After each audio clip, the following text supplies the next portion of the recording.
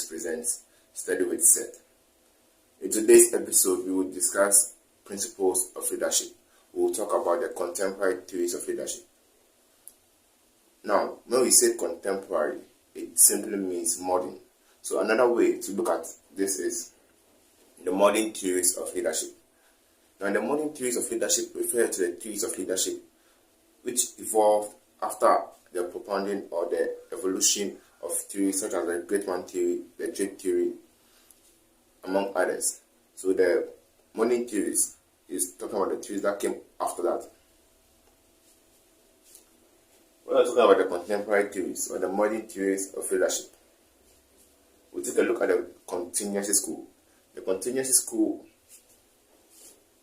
of leadership, or the contingency theories, suggest that there is no one best way to lead. But as a leader, for you to have success in your leading process, you have to work with leadership style, qualities of the follower, aspects of the environment. So for a leader to be successful, or for leadership to be effective, the leader must adapt his leadership style to the qualities of the follower and the aspects of the environment. So that's what contingency theory is about. We'll take a look at 3 contingency theories in this video. We'll look at Fiedler's model, Hesse and Blanchard's model, and also Robert House. Let's begin. Yes, so Fiedler's model, another contingency theories. Fiedler's model. The main assumption behind Fiedler's model or Fiedler's theory is that leadership style is fixed. And this leadership style, which is fixed, is natural, can be measured using the LPC scale. So for every leader, we can determine their leadership style by using the LPC model. That's what Fiedler's theory. That's the main assumption under it. Before we touch more on how the LPC scale works, we want to take a look at the leadership styles, institutional variables, which Fiedler's theory accounted for. The leadership styles that Fiedler's theory accounted for are task-oriented and people-oriented. A task-oriented leader is a leader who puts the task first, who puts work first. Work comes before the people. A task-oriented leader cares more about the work that needs to be done than the people that are going to do the work. People-oriented. People-oriented simply means that people come first. You care more about the people than you do about the tasks. What are the situational variables in Fiedler's model? Fiedler's situational variables are leader-member relation. Leader-member relation is simply referring to the extent to which the leader has the support and loyalty of the followers. Leader-member relation can either be good or poor. Task structure. Task structure is referring to the nature of the work. Is the work standardized? Is it documented? Something like that. With task structure, it is qualified by either structured or unstructured. The last situational variable Fiedler accounted for was position power. Position power refers to the extent to which the leader can reward or punish the follower. In simple terms, let's just say position power is the power or the amount of power or the degree of power that the leader has over the follower. Position power can either be strong or weak. So contingency theories, we've learned that contingency theories, leadership success depends on 3 variables: leadership style, qualities of the follower, and aspects of the environment. So how all the contingency theories work basically is that you assess the situational variables. So maybe if you are in a leadership situation and these are the situational variables. Leader-member relation is good. Task structure is structured. Position power is strong. So what Fiedler's theory is just saying that if you have these qualities or these variables, what you need to do is take one of these leadership styles, which will be best for the situation, or which can help to attain success in terms of achieving goals. So this will depict or determine which of this is going to be used. Now, with faithless theory, another one limitation is that since leadership style is fixed, if the situational variables demands a people-oriented leader, and a leader that is available at the moment is task-oriented, the best way to solve the problem or to achieve goals would be to change the leader. So that's one of the limitations of faithless theory. Now, let's take a look at how the LPC skill works. The least preferred coworker. The least preferred coworker, LPC, right? So the LPC skill, the least preferred co-worker skill. This is how it works. Number one, the leader identifies the least preferred coworker. Who is this LPC? The LPC is the individual in the group or in the organization who the leader has worked with the least, or the individual who is the least productive. Second, the leader rates the follower, who is the least preferred coworker, on a scale. This scale contains qualities like friendly, cooperative, polite, among other qualities. The leader has to rate the least preferred coworker on a scale ranging from 1 to 8, 8 being very good, 1 being bad. After the leader is done rating this coworker on the scale across all the qualities, the score is summed. After the score is summed, it is interpreted. This is the interpretation of the LPC skill. If the least preferred coworker obtains a score of 73 and above, it means that the leader is people-oriented. If 64 and below, then the leader is task-oriented. If it's ranging from 65 to 72, it means that the leader is a hybrid, a combination of both. Very well. Let's look at the limitations of faithless contingency model. Now, as we've already mentioned, lack of flexibility, right? Since leadership style is fixed and natural, if the situation that you are in demands a people-oriented leader, the leader that you have is task-oriented, it means that the best thing to do would be to what? Change the leader. So that's not the best thing. So that was one of faithless limitations. Another limitation was that the LPC skill, the LPC, which is the least preferred coworker, that individual could be confused, they could be evil, and there were a lot of things that could account for them being the least preferred coworker. And it was not necessary that they were just bad at their jobs. So it's not really a strong foundation to use to measure someone's leadership style. Now, the hybrid dilemma, right? If you fall between 65 and 72, it makes it very difficult to determine which you are, because wherever you fall, you must be more of one than you will be of the other.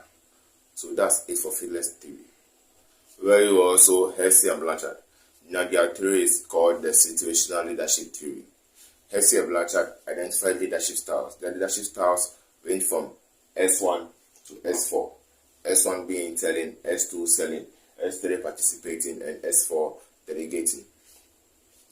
Now, for their situational variables, they assumed that the situational variables were simply referred to the maturity level of their followers. So, for every follower, they would belong to either M1, M2, M3, or M4, right? And for every maturity level, there was a leadership style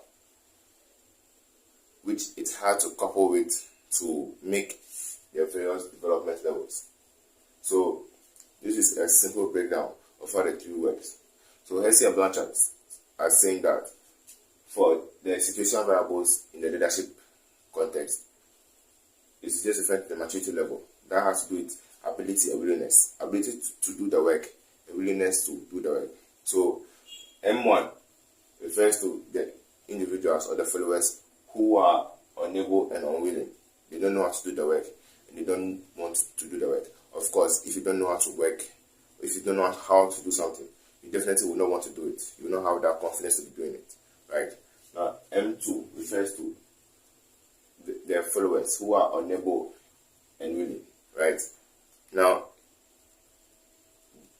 they don't know how to work, they don't want to work. M3, able and unwilling. Now, they know how to work, but not very well. So they want, so since they don't know how to do it very well, they don't have the confidence to do it. M4, they know how to do it, very, very good at it, and want to do it. Why? Because they know how to do it. So all what SM Blanchard's theory is saying is that if the follower in the group or an organization belongs to M1, means that they don't know how to do the work, and because they don't know how to do the work, then they don't want to do the work. As a leader, the best way to achieve success with such an individual would be to employ S1, telling or directing. That refers to when you say, come, the work goes this way and that way, you have to do it like this and like that. Right? So S1 goes to M1. And M1 states to make this development level, which is translated as incompetent and uncommitted. So telling. So if they don't know how to do the work and want to do the work, they don't know how to do the work. They don't want to do the work because they don't know how to do the work. You tell them how to do it. You direct them. Or it goes this way, it goes that way. Right? Now, from this development level, come to D2. Now in D2, their maturity level now is unable and unwilling. Now, even though they don't know how, unable and willing. Now, even though they don't know how to do the work, now because they have someone who is telling them that, do this and do that, now they want to do the work. When they get to this development level, the best leadership style to use is S2. That's selling or coaching. So now it's no longer you telling them what to do, but now it's more like you relaxing for them and coaching them. Oh, you can do this, you can do that, don't worry about it, you can do it. Right? Giving them morale to move along. D2 is characterized by incompetent but committed. From D2 we move to D3. Now D3, the maturity level is M3. That's able and unwilling. Now they come from a maturity level or a development level where they were incompetent but willing. Even though they were willing now they've learned something about the work. They've not learned everything that there is to know, but they've learned enough. Enough in terms of they can get by. But now they don't really have full confidence that an expert would have. So now even though they've learned something, they are reluctant to do it because they don't really have all the confidence in themselves. So able and unwilling. Because they don't know how to do it very well, they don't want to do it. Because they don't want to spoil, disgrace themselves. In this maturity level, the best leadership style to use is S3. That's participating. In this stage, the leader can say, okay, let's do it this way, let's do it, right? Your action or you taking part in the work motivates them because they're like, oh, the leader is here. No, Yawa, I can do it. The leader is here, helping us, right? So you are building their confidence by your presence and you partaking in the work. S3, M3, D3. From there, they move to D4. D4 is characterized by competent and committed, or in this scenario, able and willing. Now they know how to do the work very well. They are very good at it. And because they are very good at it, they want to do it. Why wouldn't you want to do something that you are very good at? So, able and willing. Know how to do it very well. Wants to do it because they know how to do it very well. In this maturity level, the best leadership style is S4. You delegate. So, as a leader, you step back. Okay, do the work. Okay, that's correct. Okay, right. And you only step in when there's something to offer or when something beyond the normal pops up, maybe a trouble, an issue, something that is not in the place of the follower to handle. Then you come in like, okay, no, let's do it this and that way. But in this level, they know how to do it, so they want to do it, they are very good. So the best thing to do is what? Leave it for them. Okay, go and do it now. So that's it for Hersey and Blanchard's theory. Yes, so the path goal theory by Robert House. The path goal theory was developed in 1971 in Ohio State University. It was later revised in 1996. So what does the path goal theory say? Well, the assumption is that leaders or the leader must show followers their actions and behaviors, which, when followed, will lead to goal attainment. Right? So I'm sure at some point in time you've heard the saying, maybe you've not heard the saying, but there's a saying that goes, follow who know road. But this theory is telling us that don't follow who knows the road, but follow who will show you the road. So the leader has the duty to show the followers the road that they have to take. So as a leader, it's your duty to let your followers know what they should do, what they should say everything that they need to know, which will enable them achieve the goal of the group or the organization. In the revised version, it was revised in 1996. In the revised version, it was added that the leader engages in behaviors or in behavior which complements subordinates' abilities. So all the same, just like all the other continuous theory models. Leader adapting his leadership style or making sure that his leadership style is the right fit for the situational variables. So what are the leadership styles in the path goal theory? Directing style, telling the followers what to do and how to do it, the path that they should take, what they should say, direction, basically. Supportive, this has to do with offering emotional and mental support, especially when it comes to works or tasks that are psychologically distressing. So being there for them mentally, emotionally, whatever the situation demands. So you have to engage in a behavior which will complement their ability, right? Because if they're in an emotional state, you have to be behaving in such a way that you are accounting for that emotional distress, which will help them to achieve their goals. So supportive, that's what it's about. Emotional, psychological support.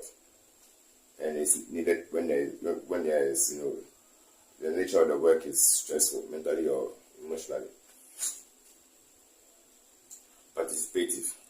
This participative is talking about the leader involving followers in decision making, in the sense that he allows them to add their input, but the leader is the one who still has the final say. Achievement oriented. This is characterized by the leader setting very high expectations for followers to achieve. That's what the leadership styles.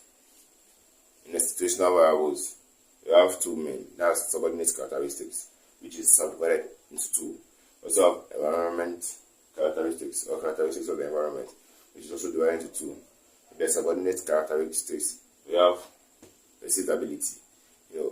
How the subordinate sees themselves, or in another way to put it is that how confident they are in their ability, right? Do they perceive themselves to be very good at their work, but average? Locus of control can either be internal or external. So if your locus of control is internal, it means that you have enough confidence in yourself to get up and go and do the work. But if it's external, it's usually your boss or your leader who comes to tell you that they do this and do that. So locus of control. What drives you to do the work? Is it an external force that's driving you, or an internal force yourself? The environment characteristics involves task structure. How organized the work is, documented, analyzed. Work group, how the members of the group relate with each other. So that's it for the path goal theory by Robert House. It was developed in 1971, later revised in 1996. So always remember this, just put it in your head. Follow who will show you road, don't follow who will know road. That's it for this video. Thank you very much for watching. Please don't forget to like and subscribe and leave a comment in the comment section. Thank you.